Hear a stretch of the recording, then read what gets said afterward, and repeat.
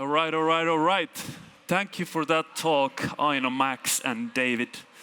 As part of Startup Event Enthusiast Club, I enjoyed that one. So, we're here at the Builder stage. This stage is dedicated to topics, actionable advice on building companies all the way from idea to seed to even IPO. And next up, this is exactly what we will be focusing on. See, the journey of becoming and being a startup founder is no easy path. Most companies start small, obviously. It's even one of the most repeated phrases in startup lingo. Minimum viable product. Do the minimum thing first, build after, build bigger things after. And from there on, growth is achieved step by step. Sometimes the steps are bigger, sometimes they are smaller. But as the startup takes its first step, one thing stays constant. Dreaming big and having a North Star is always important, to have a sense of a mission. Next up, we're going to talk about personal stories, insights, and strategies told to you by founders who have navigated the challenges of starting companies and growing steadily towards their ambitious goals. For the panel, we have Lea, Melanie, Paul, and Eugene. Lea Migiano is a CMO and co-founder of Carvolution. With 80 employees and over 50 million in venture capital, Carvolution leads in car subscription services. She has been named one of the top 100 women in business, a female entrepreneur of the year by Swiss Economic Forum, and inclusion in Forbes 30 under 30 in DACH countries. Melanie, she's a co-founder, former CEO of Yokio, board member at Mood Talk, and an angel investor as well as an advisor. She has been recognized as well as one of Switzerland's top 100 digital shapers. Then we have Paul H. Miller. After growing one of his first B2B SaaS unicorns, yes, unicorns, from 0 to 100 million in revenues and selling it for 1 billion plus USD, Paul is now focusing on helping founders avoid the mistakes he made along the way. And we also have Eugene Theodore. He is a photojournalist since September 11, 2001. But along the way, his passion for innovation thrust him into the world of startups, where he has spent a decade working with entrepreneurs and teams across various sectors. As the driving force behind Saga Squared, he continues to empower brands to harness the power of storytelling, strategic insight, and creative excellence. So, for our next panel discussion here on the Builder stage, please give a rockstar welcome for Eugene, Lea, Paul, and Melanie as they walk onto the Builder stage.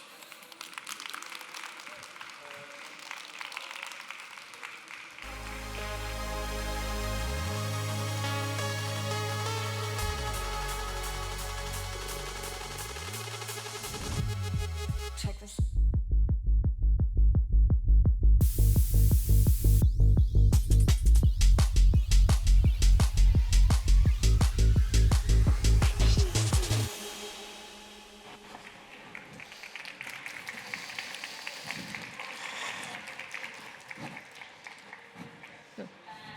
Melanie, Lea.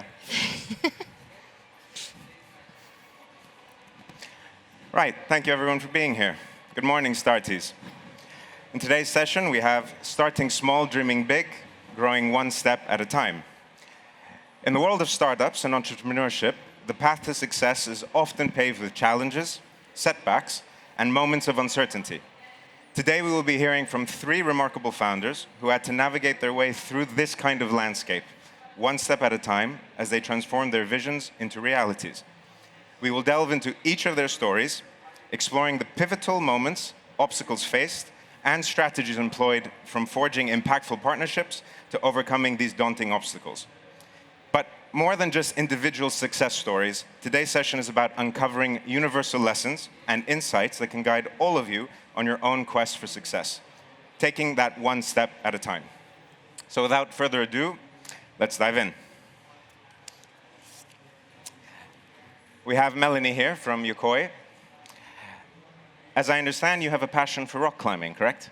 Yes. Okay, we're going to get into that later. In one sentence, what problem is Yokoi solving? We're solving the hassle of doing your expenses, invoices, and credit cards through artificial intelligence. Okay. Leia, you're the co-founder of Carvolution, is that correct? And as I understand, you also have an outdoor sport hobby that you like, which is? It also includes a horsepower, but it's an actual real horse. Okay, horse riding, perfect. We'll also come back to that. In one sentence, what problem does Carvolution solve? So Carvolution helps you to access a car very affordable, flexible, and very convenient. So whoever needs a car should go and check it out. Okay. Paul, as I understand, you're the Niki Lauda of B2B SaaS software, is that correct? Well, mine is the burn face for now. But yes, I founded Adjust, and Adjust was tracking is tracking the ROI of your mobile ad spend. And now I'm with Evo, where we are, as talent investors, trying to apply the learnings from my journey and from other unicorn founders to help founders to kind of accelerate their journey and cut a couple of years and a couple of gray hairs out of their entrepreneurial journey. Okay. And so that we can dive more into what each of these founders do and what their stories are. Coming back to Melanie. You entered the fintech space with the vision to change this slow, outdated, and very time-intensive process for spend management. In doing so, as I understand, one of the challenges you faced was onboarding your own employees on how to use the software and obviously get the software into the client's hands, a process which is usually complicated and frustrating. What steps did you take to educate your people, and what changed along the way through this onboarding process?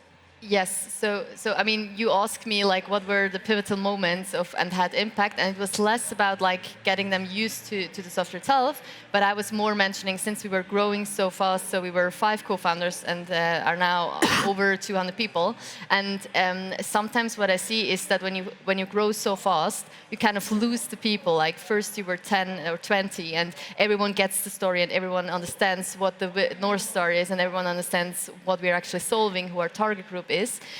But then when you like add 20 people per month, like sometimes you kind of lose them along the way. And one impactful thing that we did from the very beginning was really having this 1 week of onboarding where we would start with the CEO explaining the vision, explaining the strategy, then having like the tech session, having this session where you would really dive into the product, having an understanding of what marketing is doing and so on. And we did that with everyone. And until this day, like this is very impactful because everyone from the first week gets it, what we're about. And you don't have the time to wait 3 months until you kind of understand who is who, but you have that in the first week. And I found that very helpful, as we did that already from the start, and we didn't change it.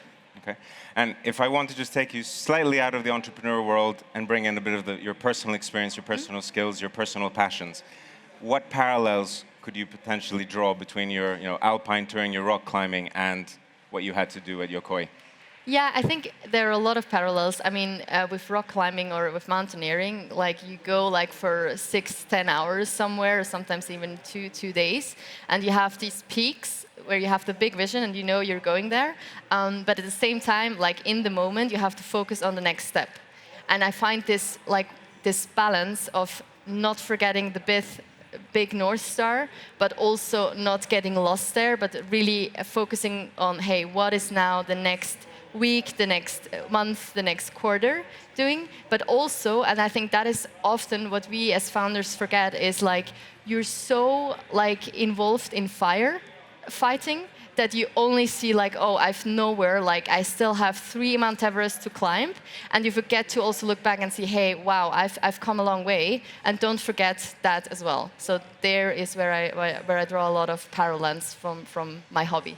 And of course, taking the very first step before Of course, you get there. yeah. If we move on to Leia, when you decided to bring order your own car service to the Swiss market, you realized that the first small step you needed to take wasn't actually that small, was it? Yeah, it's true. When you operate with cars and you want to validate your idea, you cannot just say, yeah, I got some leads and they will maybe buy that. You actually need cars. And as a startup, I mean, some of you maybe went to banks and asked for money, but you get a free big red X's. Cash flow? No. How long on the market? No. Startup? No. So I needed actual investors who were like, hey, we believe there is something, we have to try, we will invest, and you will actually buy those cars with equity. We sold those cars already, so now we don't finance cars like that anymore. And also I needed a hall, like, where are they gonna deliver those cars? In front of my home? No. So we started sourcing big industrial halls, almost as big as this one, but not exactly that big. It's 3,500 square meters. And when you sign those contracts, it's not a contract like for a shared flat in St. Gallen where you get out in 2 months. You signed a contract for 5 years for multiple thousand francs a month, and I was like, oh shit, now I actually have to do it. My name is on it. I made a commitment to fill this with cars, but it was also clear it's a scaling business. It doesn't work if you just do it with some cars.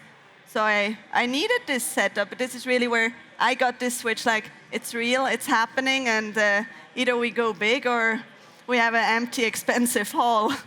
Okay. And if I ask you to do the same thing, draw a few parallels maybe from your other horsepower endeavors, what from that world, that passion, could you bring into what you've done at Carvolution and how it might have evolved the steps? I think there's a lot of parallels. I competed with my horse, so I did show jumping, and there's a lot of preparation time. So you go with your horse to a tournament, there was a lot of training before, and then something happens, your horse sees something that you don't see, it stops, you get disqualified.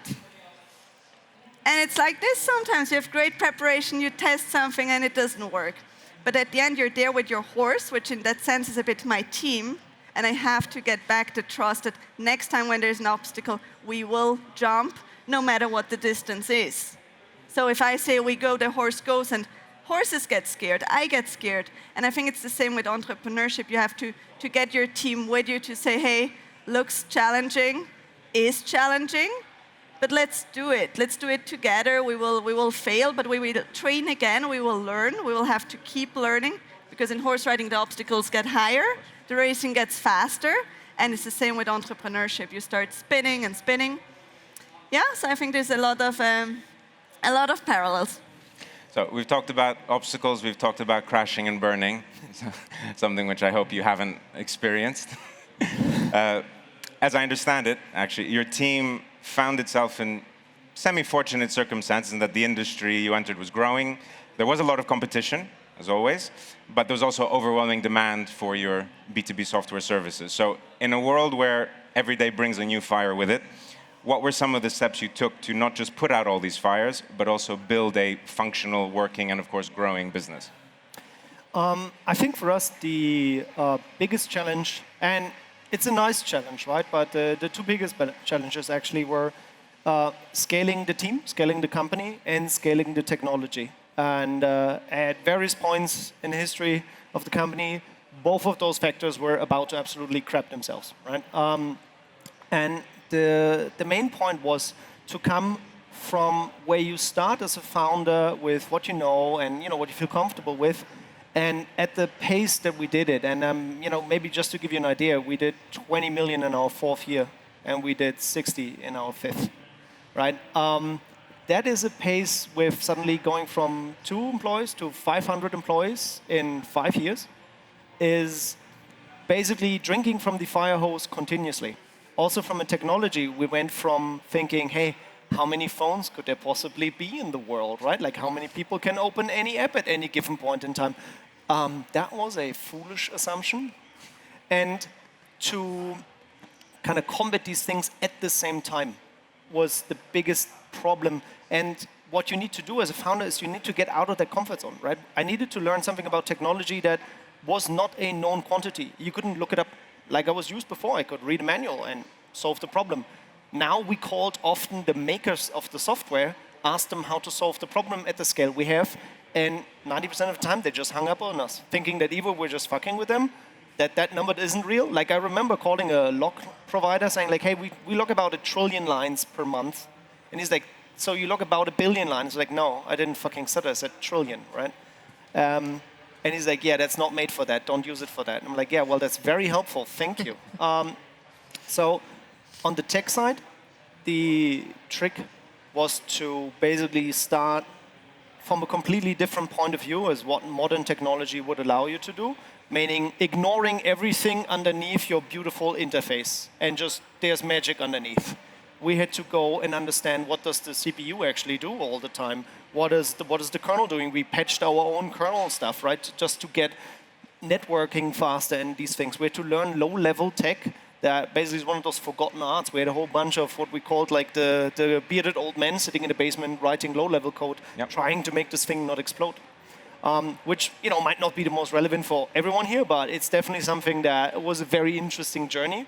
And on the team side, it was even more interesting because I'm a builder. I built the backend, I built parts of the SDK, I wrote the test, was green, I was happy, right? Wrote angry emails to customers when it's too stupid to use the software, but suddenly you have a middle management and there's like 200 people working at the company and no one trained you for this.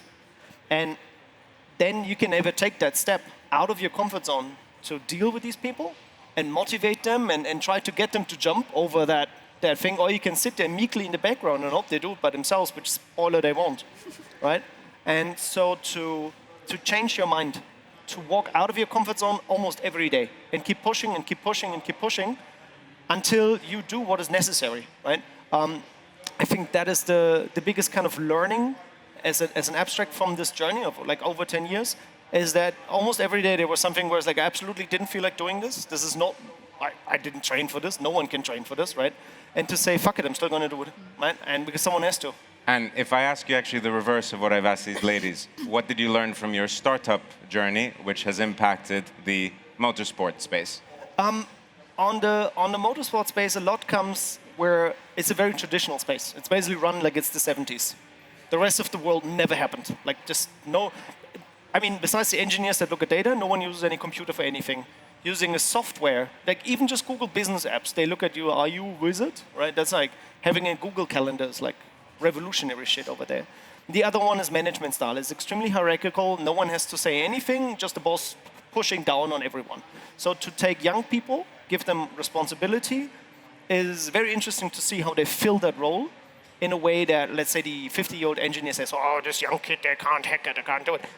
6 months later, the young kid has developed a car model and a software that models the car accurately, much more than anything we've had before, and you can start seeing the pace in the car from making that relatively bold decision, where everyone told you can't do it like this, right? So everyone always told me you can't do it, you'll never be able to, like, there's no way to get into Formula 2. It took me 1.5 years to get into Formula 2, right? Because everyone said it's impossible, you can't get a license there, they're not giving them to you. Well, they did, right? And so to make these bold decisions, big decisions, and to take risks and trust people, that I think were the biggest takeaways that I was able to apply there. Good. Melanie, we're coming back to you. You identified one pivotal step in Yokoi's development, and that was founder alignment. Can you tell us a little bit more about that process and what would have happened if that step had been skipped or forgotten? Yeah, what I mean with that is really like from the very beginning, we all were on for the big one. So we said, we either go all in and conquer the world or we're out. So go big or go home in a sense. And I wouldn't say that every startup needs to do that. Like it's completely, I have wonderful friends who bootstrap their company, which also has a lot of like advantages. But it's very important that in the founder team, like this is the way to go. It's not bootstrapped, it's VC money, or it's like this, like that you just aligned on the big vision, but also how you want to get there. On all the steps.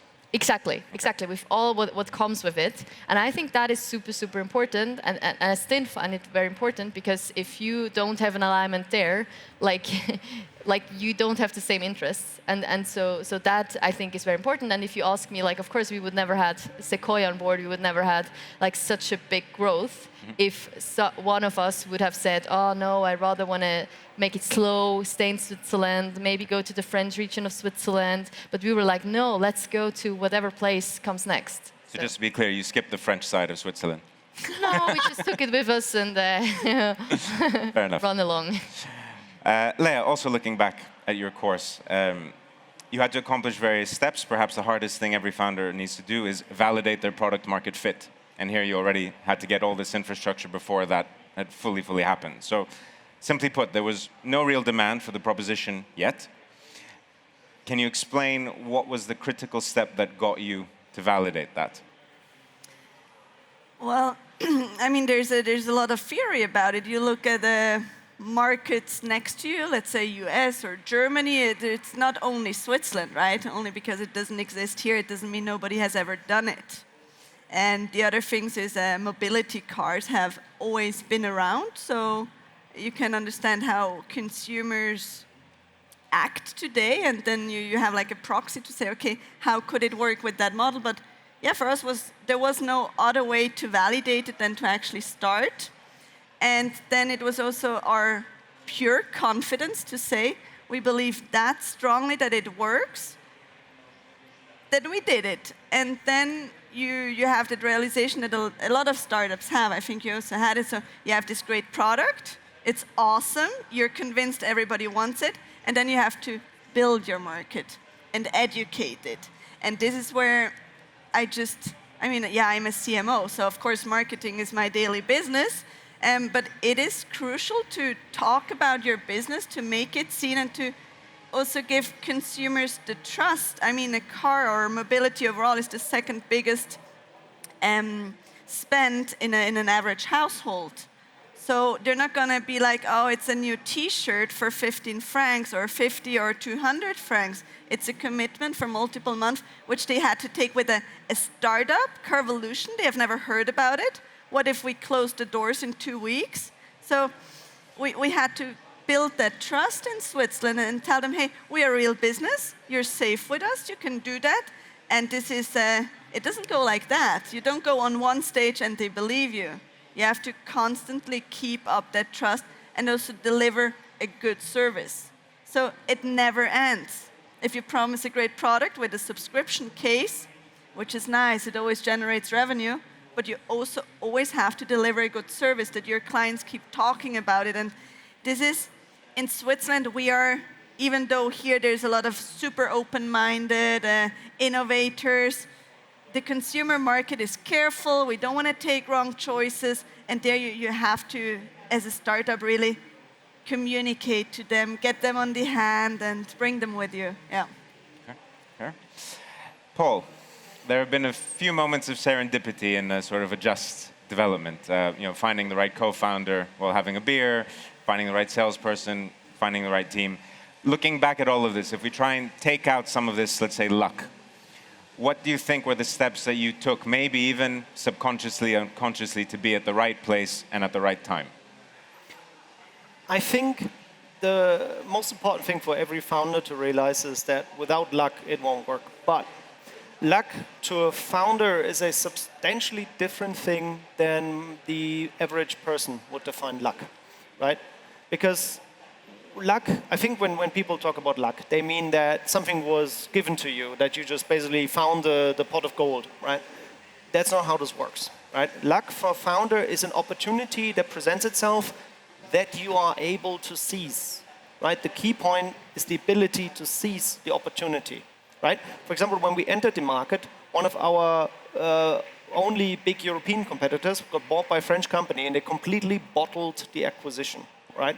If we wouldn't have made the decision to instantly go for the European market, this would have meant nothing to us. It would have just been a news article of like, cool story, bro. But because we said, hey, listen, we are already, a global company because we work in that space, let's go global right away. We were able to actually pick up customers in all European countries right away.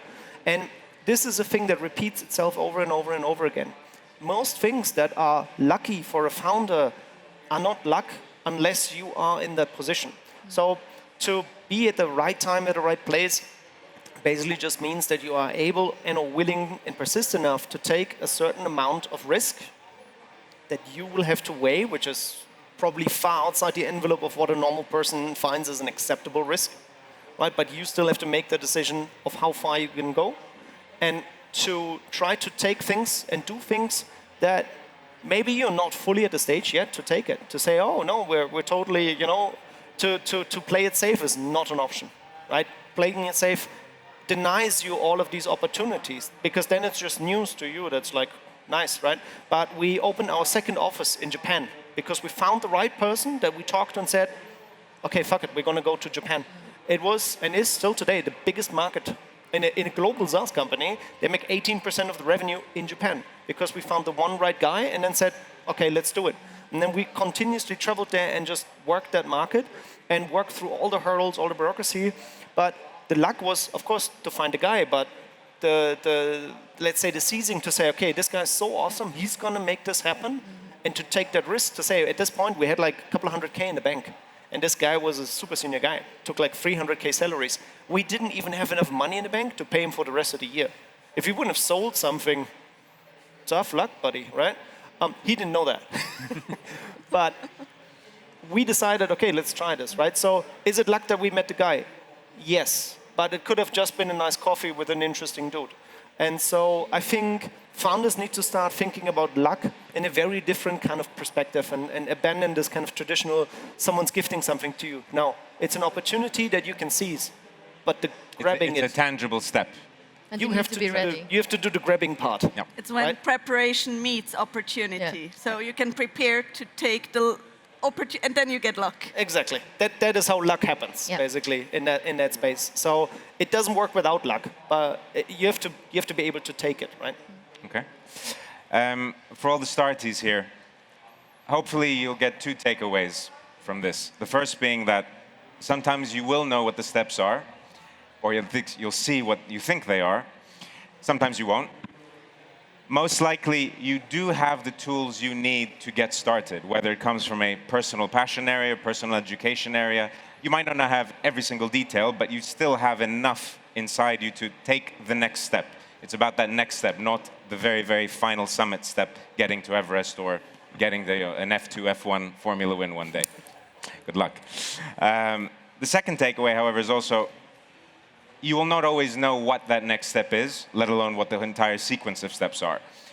But it's about taking that one critical step, taking the risk, making your luck, finding the right person, being in the right situation at the right time. And if you approach that step, you can take it with reverence, you take it with care, and you take it with focus. Because if you don't know if that will be the pivotal step or just the one that gets you to the next one, to the next person, to the next investment round, to the next partner, the next co-founder.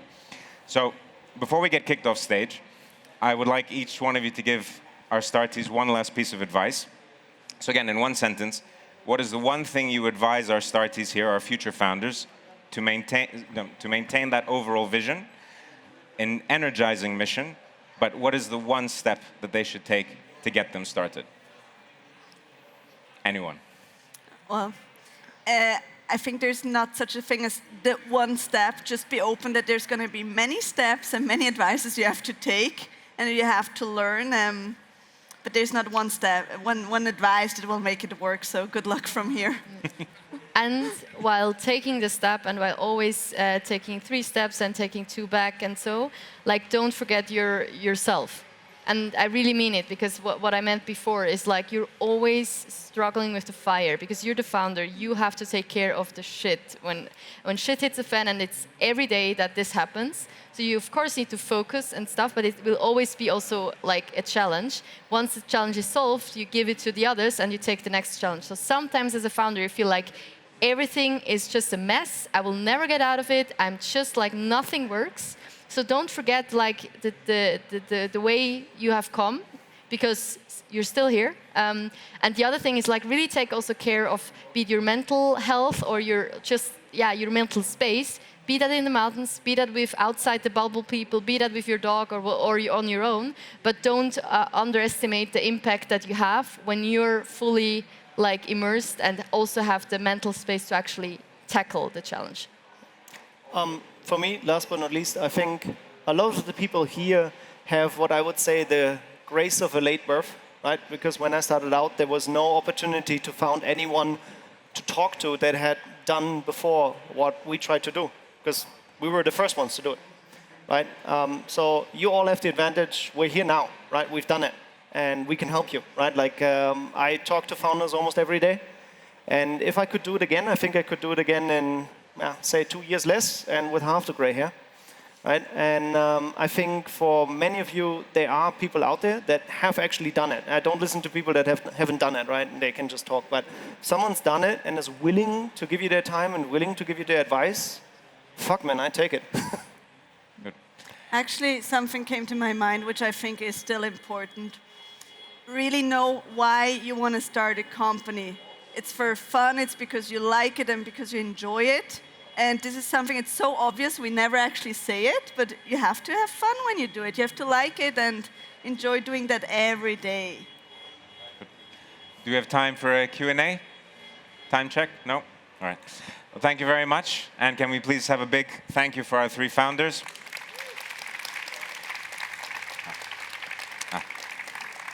Dahinter.